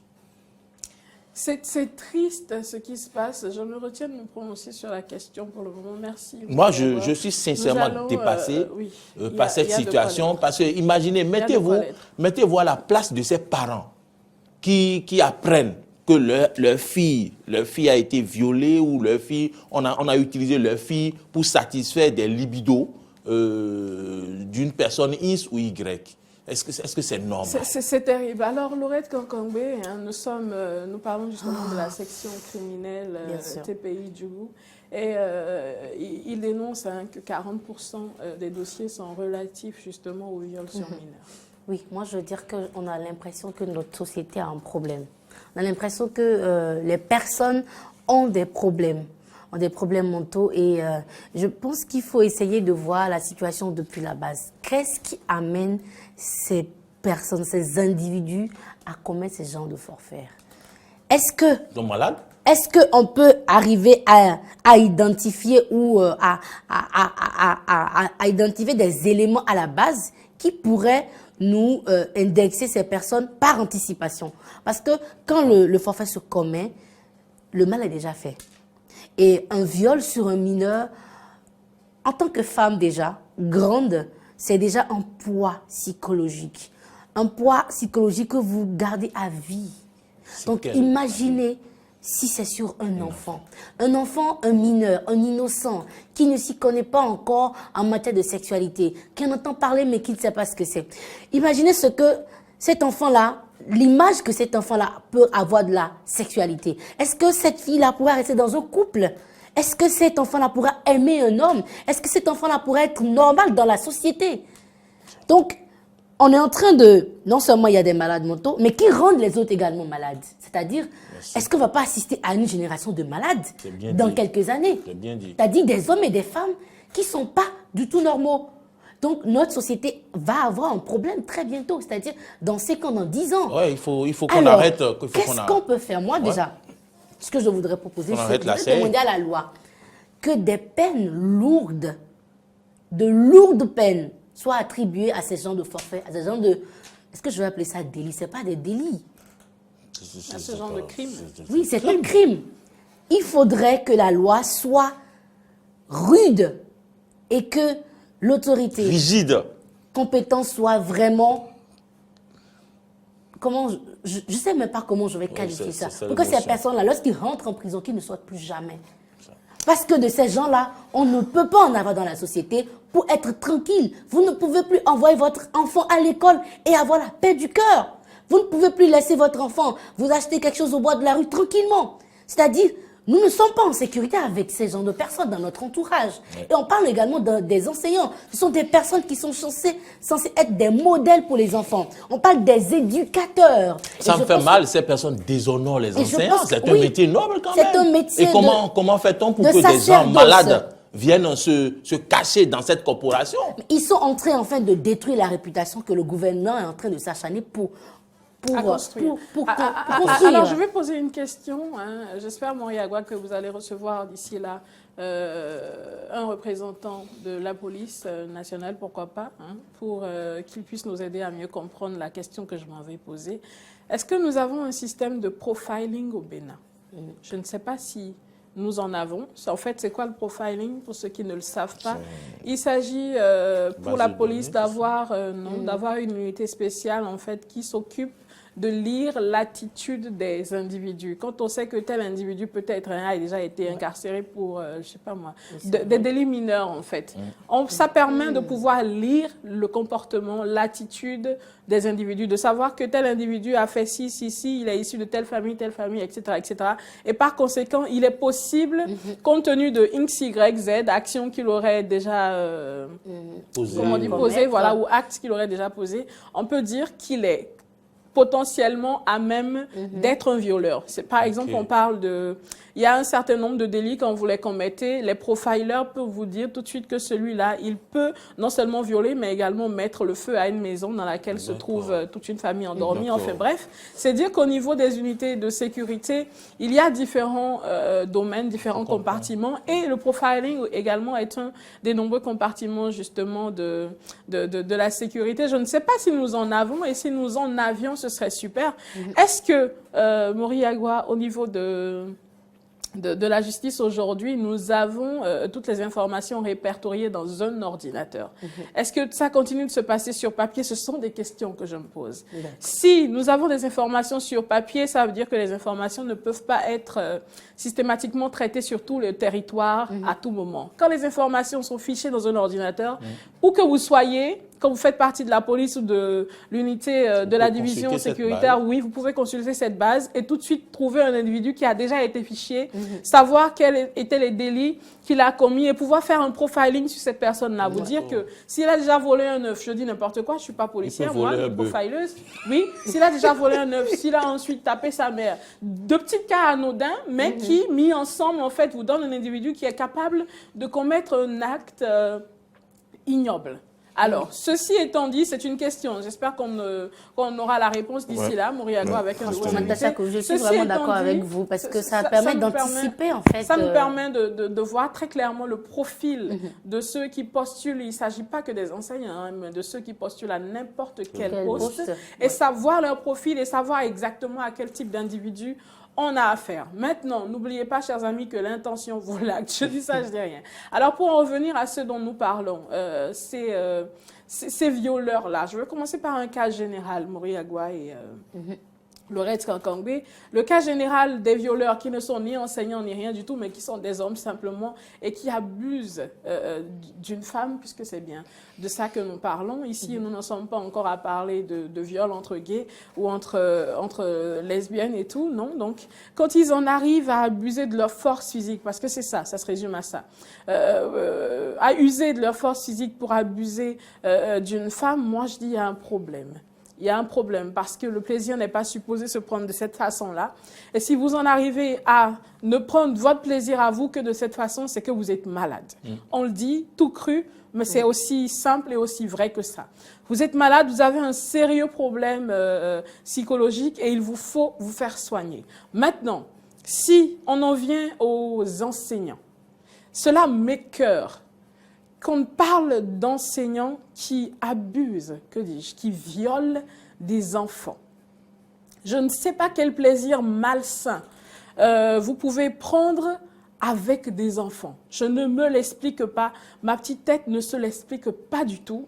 Et c'est ignoble, c'est méchant, c'est criminel. Et moi, je ne comprends même pas comment ça se passe dans votre tête. Et je pense que c'est même pas la peine de chercher à comprendre que des enseignants qui sont supposés éduquer, vous êtes supposés apporter la lumière dans la vie d'un enfant parce que la connaissance, c'est la lumière. Au-delà de ce que vous enseignez à l'enfant, au-delà de vos mots, il y a votre comportement qui éduque nos enfants, parce que nous envoyons nos enfants à l'école. Il y a votre comportement, votre tenue, votre langage qui éduque nos enfants. Vous vous permettez, avant même d'en arriver à l'acte de viol, vous vous permettez déjà des attouchements. Vous vous permettez déjà des insinuations. Vous vous permettez un certain nombre de choses à l'endroit de nos enfants. Mieux, vous allez jusqu'à les violer. Je ne sais pas quel est le type de maladie psychologique qui permette à un homme, je dis bien un homme, intelligemment constitué, de prendre son plaisir, ne serait-ce qu'en s'imaginant abuser d'un enfant. Je ne le comprends pas. Ne serait-ce qu'imaginer votre personne en train d'abuser d'un enfant, je ne comprends pas comment cela peut vous procurer du plaisir. Et je comprends encore moins que vous alliez jusqu'à commettre cet acte ignoble. Je ne connais non plus quelles sont les dispositions prises par les différents articles ici pour justement vous mettre au frais, puisque c'est l'expression du jour. Mais j'espère que, Laurette l'a dit, la peine sera très lourde, parce que cela pose un problème global. Cela pose un problème beaucoup plus grand que celui-là. Il ne s'agit pas spécifiquement de Djougou, non. Il s'agit carrément de tout le Bénin, parce que là, c'est ce que nous savons. Ce sont les informations que nous avons aujourd'hui. Mais qu'est-ce qui se passe véritablement? De quoi ne parlons-nous pas? Nous savons que nous sommes dans une société où il y a un tabou. On ne parle pas de ces choses-là. Des enfants subissent tout ça. Mais les familles n'en parlent pas parce que, un, elles ont honte. Deux, on se dit, personne ne me croira. Mais on vous croit. Parce que ces enfants-là, vous détruisez leur vie. Les enseignants qui se permettent de telles choses, vous détruisez leur vie. Et j'espère que partant de là, on va prêter une attention particulière justement à ce corps de métier-là. Et il faut vraiment, j'espère qu'on a un service de profiling, il faut vraiment suivre minutieusement ces enseignants. Qui sont ceux-là à qui on permet, vous leur donnez accès à vos enfants. Ils détruisent, ils ont le pouvoir de détruire ou de construire la vie des enfants. Mais détruire la vie de ces enfants, avec les enseignants, détruire la vie des enfants de cette façon-là, franchement, ça n'a pas de nom. Ça n'a pas de nom. Et si vous, en tant qu'homme, je me permets de le dire, parce qu'un homme, c'est supposé être quelque chose de respectueux, c'est supposé être quelqu'un que l'on respecte, quelqu'un qui inspire du respect, quelqu'un qui comprend ce que c'est que la morale et les valeurs humaines. Un homme, c'est supposé vous protéger. Un homme, c'est supposé être signe de paix et de sécurité. Quand vous voyez un homme dans une maison, que ce soit dans une école ou peu importe où, vous vous dites, je suis en sécurité simplement parce que lui, c'est un homme. Il n'a pas aussi peur que moi, qui suis une femme. Il n'a pas aussi peur qu'un enfant. Il est supposé me défendre. Si je cours vers un homme, il peut m'aider, il peut me protéger. Mais en plus d'être un homme, c'est un enseignant qui ainsi détruit la vie d'un enfant. C'est toute sa vie qui est bousillée comme ça. Il ne s'agit pas que de sa relation de couple plus tard pour la fille quand elle se mariera. Il s'agit de toute sa vie, que ce soit sa vie émotionnelle, que ce soit sa vie familiale, que ce soit sa vie... Toute sa vie est foutue comme ça. Est-ce qu'elle pourra encore étudier? c'est une question que l'on se pose. Et malheureusement, c'est un sujet qui nous passionne et qu'il faudra clore. Il faudra clore. Il faut une prise en charge rapide de ces enfants-là. Est-ce que absolument. Est-ce que nous avons en place le système justement voilà, pour accompagner ces enfants-là? C'est une question.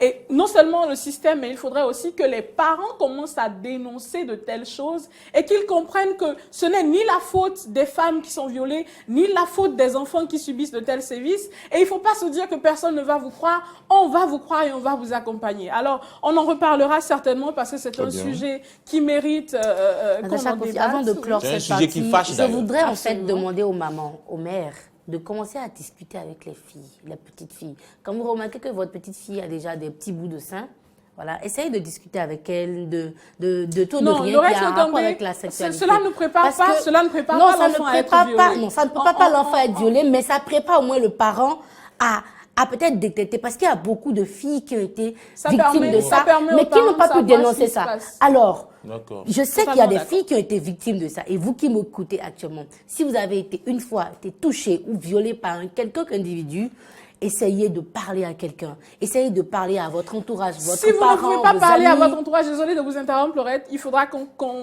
puisse clore rapidement ce dossier, même s'il nous passionne.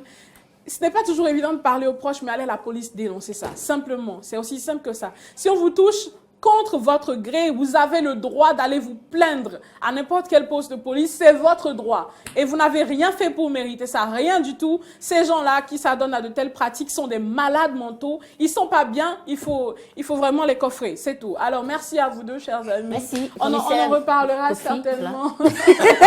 On en reparlera. Merci, certainement. Kofi qui a tapé du poing. Très drôle, très drôle. Alors, merci.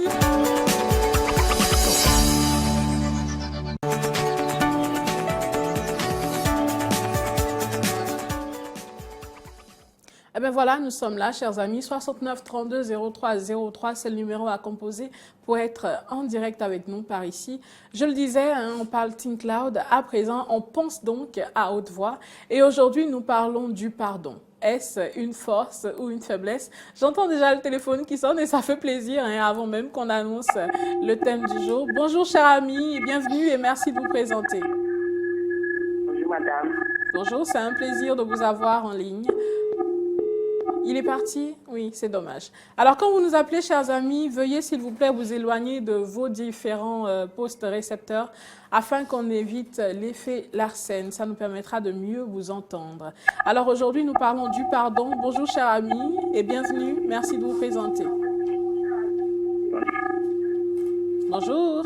Merci de vous éloigner également de votre poste récepteur. Est-ce que vous pouvez carrément l'éteindre, s'il vous plaît? Voilà, il est parti une fois de plus. Alors, je vous prie de veiller à éteindre vos différents postes récepteurs avant de nous appeler. Pour parler du pardon aujourd'hui avec moi, vous, Ahmed Arikpa, c'est toujours un plaisir de vous avoir. Merci donc d'être là. Merci également à vous, Laurette. Je suis tout à vous. C'est ça, oui. Alors, nous parlons du pardon. Est-ce une force ou une faiblesse, selon vous? Oui. Give some money. C'est sorti tout seul. Oui, le pardon, force ou faiblesse. Quand on se situe évidemment sur le plan religieux, on va dire que le pardon, et pas que religieux, disons spirituel de manière générale, le pardon c'est une force.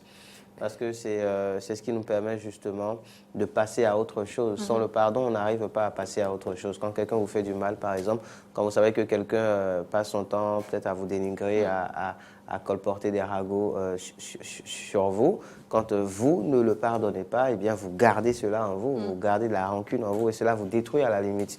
Donc, arriver à pardonner, ça permet de passer à autre chose. Donc, c'est une force en soi. Après, évidemment, cela peut être aussi interprété par une faiblesse, mais par peut-être celui à qui vous pardonnez et qui serait dans le tort, évidemment. Alors, je vais vous poser une question en rapport à cela qui va vous sembler peut-être, bon, après me connaissant, ça vous semblera rien du tout. Vous avez une compagne qui commet l'adultère. Oui. Et qui ne vous le confesse pas, mais que vous avez surprise en plein acte. Genre comme dans cette vidéo-là. Oui, genre ça, mais en mieux, quoi. Avec en plus. le live, quoi. En En plus virulent. En plus actif. Actif. Après, vous n'avez pas plus choquant. des choses. Hein. Plus choquant. Voilà. Oui, c'est ça. Alors finalement, est-ce que vous lui pardonnez parce qu'après, elle vient vous dire, je suis désolée, mais oui, mais oui, sauf que là, il faut bien faire la part des choses. Il y a, vous pardonnez, le mais pardon. Elle s'en va, c'est ça? Mais voilà, justement, c'est-à-dire Ça, que le pardonner à quelqu'un qui vous a fait du tort, d'accord, ou quelqu'un qui vous a fait, par exemple, une infidélité, quand on se trouve dans le cas d'un couple, ne veut pas dire que eh bien, vous êtes censé continuer cette relation. Ou si c'est un ami, par exemple, qui vous a causé du tort, vous lui pardonnez, ok, mais ça ne veut pas dire que votre amitié elle va se poursuivre comme avant. Vous avez pardonné. Mais non, comme avant, peut-être pas, mais est-ce que vous la poursuivez quand même, l'amitié? L'amitié? Oui. Ça dépendra. Ça dépendra. Ça dépend de quoi? Ça dépendra de beaucoup de choses. Ça dépend de ce qui a été fait. Ça dépend. Dans ce cas spécifique, vous pardonnez et puis bye bye? Oui, bien sûr. Bye bye. Bien sûr. Pourquoi? Bien sûr, je pardonne, mais après c'est bye bye. Évidemment, si on est marié. Non, mais si on est marié, il n'y a pas de demi-mesure. Pourquoi? Parce que l'irréparable a été commis. Mais vous auriez pardonné quand même. Oui, on pardonne. Oui. Pourquoi ne pas continuer ça? Non, on pardonne, on peut même rester amis s'il le faut, mais non, on ne peut pas continuer. On est mariés, pourquoi amis finalement? Mais oui, parce qu'elle en a décidé ainsi, justement. Parce qu'elle en a décidé ainsi. Très bien, je comprends. Alors, Laurette Kankangbe, pour vous, le pardon, est-ce une force ou une faiblesse? Le pardon est d'abord une force, une grande force. Et il faudrait d'abord que vous puissiez pardonner quelqu'un afin de pouvoir vous reconstruire. Parce que pardonner signifie ne plus ressentir la rancœur, de la colère ou toute autre émotion négative à l'égard d'une situation passée. Vous savez, la situation est passée, mais vous continuez à vous morfondre. En fait, ça vous fait du mal à vous et non à la personne. Parce que c'est vous qui vous morfondez, vous ressentez des choses que vous ne pouvez pas vous expliquer. À chaque fois que vous voyez une personne qui veut, dans une situation similaire, en même temps, ça vous renvoie à cette personne-là qui vous avait offensé. Ça veut dire que vous n'avez pas pardonné. Et surtout dans des situations surtout lorsque ça touche aux sentiments, il faudrait que vous puissiez pardonner pour tourner la page et passer à une autre étape. Et il faut dire que c'est très facile de dire je vais pardonner ou je pardonne, mais c'est tout un processus afin de pouvoir accepter d'abord ce qui a été fait et de reconnaître que les humains, voilà, tout le monde commet des erreurs, donc je peux également, j'aurais pu commettre la même chose comme erreur. Et donc, si l'humain est comme ça, il faut pouvoir pardonner et passer à une étape supérieure, pouvoir évoluer dans votre cycle de vie. Parce que ce sont des choses qui vous bloquent psychologiquement et émotionnellement. Ne pas pouvoir pardonner vous empêche d'entamer d'autres relations, vous empêche de construire autre chose avec une autre personne. Donc, si vous pouvez pardonner quelqu'un, je vous assure que vous allez ouvrir une autre page de votre vie. Ah, le pardon, est-ce une force ou une faiblesse? Vous avez un compagnon qui vous a infidèle, vous pardonnez? Ben oui, je pardonne. Et vous continuez la relation? Ça dépend de ce qu'il a fait, de comment il a fait, de comment il se justifie. On a dit infidèle, on est infidèle comment? Bonjour, cher ami, et bienvenue. Ah, le fait du diable. Merci de vous présenter. En fait, ça, c'est la meilleure excuse. Bonjour, vous êtes en direct, cher ami, merci de vous présenter. Je suis Robin Azon à Bomakozo et je vous appelle de Batito. C'est un plaisir de vous avoir en ligne, cher ami. Et bonjour à tout le monde du côté de Batito. Alors aujourd'hui, nous parlons du pardon. Selon vous, est-ce une force ou une faiblesse? Oh là là. Êtes-vous là, cher ami? C'est pas une faiblesse. D'accord. À mon avis, c'est pas une faiblesse. Très bien. Mais mon frère à côté a dit quelque chose tout à l'heure que j'aimerais revenir là-dessus. Bien sûr, allez-y. Oui, il a dit que le pardon, il a dit si je pardonne, selon ma compréhension, si l'amitié ne va pas continuer, là, ce n'est plus pardon. Très bien.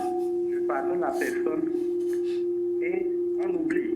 Très bien. Et si l'amitié ne va pas continuer, ça veut dire que je ne vais pas pardonner à celui qui m'a offensé. Ça fait que je n'ai pas été déraciné complètement des rancunes dans mon cœur. Très bien. Donc là, je vois la personne, je le regarde et puis je vais garder une partie. Tu veux lui poser une question? Soit je l'ai caché. Je n'ai pas été clair Monsieur? dans les choses. Je devrais lui dire ou me réconcilier avec ce dernier. Monsieur, Répondez à cette question, s'il vous plaît. Supposez que vous avez un ami qui, par exemple, est venu chez vous et qui vous a pris des effets de manière frauduleuse, qui vous a volé, en fait. D'accord? Vous lui pardonnez et vous restez son ami, vous le laissez continuer à venir chez vous, par exemple? Oui, bien sûr. Bien sûr. D'accord. Vous procédez comment, cher ami? Vous en discutez? Vous en discuteriez avec l'ami en question? Vous allez lui en parler? Je n'ai pas compris. Comment vous procédez pour pardonner à cet ami-là, dans le cas d'espèce de l'exemple qu'Ahmed vous a donné? Il vient chez vous, il vole certaines choses et il s'en va. Pour lui pardonner, vous faites quoi? Vous discutez avec lui? Oui, quand quelqu'un me fait quelque chose et je n'ai pas aimé ce qu'il m'a fait, je l'appelle, je le fais asseoir, peut-être je peux l'inviter à un endroit calme, on s'assoit, je lui dis, mon frère, telle chose tu m'as fait à tel jour, je n'ai pas aimé. Vêtements que je n'ai pas aimé. Très bien. D'accord. Donc vous pardonnez, il continue. Ça peut vouloir le blesser, mais je vais toujours garder l'esprit de lui faire comprendre. Je vais toujours garder son esprit de lui faire comprendre, l'intention de lui faire comprendre que ce qu'il a fait m'avait blessé et je veux lui parler ouvertement. S'il reconnaît et il accepte que je lui parle du fond de mon cœur, là, s'il a compris, il a compris. Mais s'il n'a pas compris, en fait, moi, je vais lui dire ce qu'il a fait pour moi que je n'ai pas aimé. Là, je l'ai parlé. Mais si lui n'a pas compris ça, alors je lui laisse. Très bien. D'accord, merci. Merci à vous, cher ami. Passez une excellente journée. Je Merci de nous avoir appelé. Oui. De ce cas, justement. C'est un cas que j'ai vécu, par exemple, où un ami qui vient chez moi, d'accord, ça fait quelques années déjà, et qui vient, voilà, me voler un certain nombre de choses. Et après, derrière, c'est qu'il ne reconnaît pas. Et il a fallu faire intervenir un certain nombre de personnes et retrouver par devers lui finalement des indices probants qui témoignent de ce que c'est lui qui a soustrait frauduleusement les effets. Et ce n'est qu'à ce moment qu'il a fait semblant en fait de reconnaître. Alors est-ce qu'après, avec celui-là par exemple, vous pouvez rester amis? Moi je ne peux pas, mais après je lui pardonne. La preuve, on s'est revus en fin d'année dernière, cela faisait quoi, 5 ou 6 ans qu'on ne s'était plus jamais revus. Ben voilà, je l'ai salué, on s'est salué, comment ça va, ça évolue, mais ça s'arrête là. Ça dit que voilà, on ne peut pas continuer à être amis avec quelqu'un de ce genre-là, mais après on pardonne. Voilà. Il y a une différence à faire. Je comprends et respecte ton point de vue. Ce que je voulais ajouter, c'est quoi? J'ai bien aimé votre démarche. Pardonner, c'est quoi aussi? C'est ne plus ressentir de la rancœur, mais lorsque vous avez une occasion de rendre le coup à cette personne, vous ne le faites pas. Non. En fait, c'est là qu'on reconnaît si vous avez pardonné cette personne ou pas. Cette personne, cet ami peut arrêter de vous fréquenter. Mais lorsque vous êtes dans une situation où vous avez un pouvoir sur lui, vous avez le téléphone sonne toujours, désolé Laurette, nous allons très rapidement vous recevoir et vous dire au revoir. Bonjour cher ami et bienvenue, merci de vous présenter. Bonjour madame Natacha. Bonjour. C'est un plaisir de vous avoir en ligne, on vous écoute cher ami. Salut le plateau. Bonjour à vous monsieur. Très bien, c'est un plaisir. On vous écoute. Ok, le pardon est une force. D'accord. Ça a des conditions. Lesquelles? Ce qu'on peut donner comme raison, c'est quoi? Pour ne pas pécher aussi comme celui qui a péché contre toi, tu veux le pardonner. Oui. J'ai toujours dit que personne, je suis quelqu'un. Tu es ton enfant, ton frère, ta soeur ou ton papa ou ta maman. Tu es obligé de le pardonner. Oui. Tu es obligé de le pardonner et ne pas rien faire. Parce que c'est la famille. Pardon? Parce que c'est la famille. C'est un être humain. On oublie même la famille. D'accord. C'est un être humain et tu es obligé de le pardonner et laisser Dieu justifier. D'accord. Et déjà, à ce niveau, je peux continuer par collaborer avec lui. Très bien. Donc, je salue toute fois manger ensemble. Quand tu un proche et à moi, et ça, je mets à ça sur ça là. Oui. Mais il y a aussi des pardons qu'on ne peut pas accepter aussi. Ah, d'accord. Quel genre de pardon n'acceptons pas? Accepter comment? On peut pardonner, mais on peut se saluer, se dépasser. Très bien. En fait, l'action.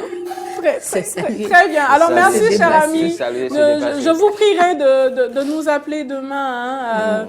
Suivez l'émission demain, prenez le rendez-vous et rappelez-nous, s'il vous plaît, parce que nous sommes à la fin. Il faut clôturer l'émission. Alors, merci beaucoup. Passez une agréable journée. Oui. Retenons que le pardon est une force.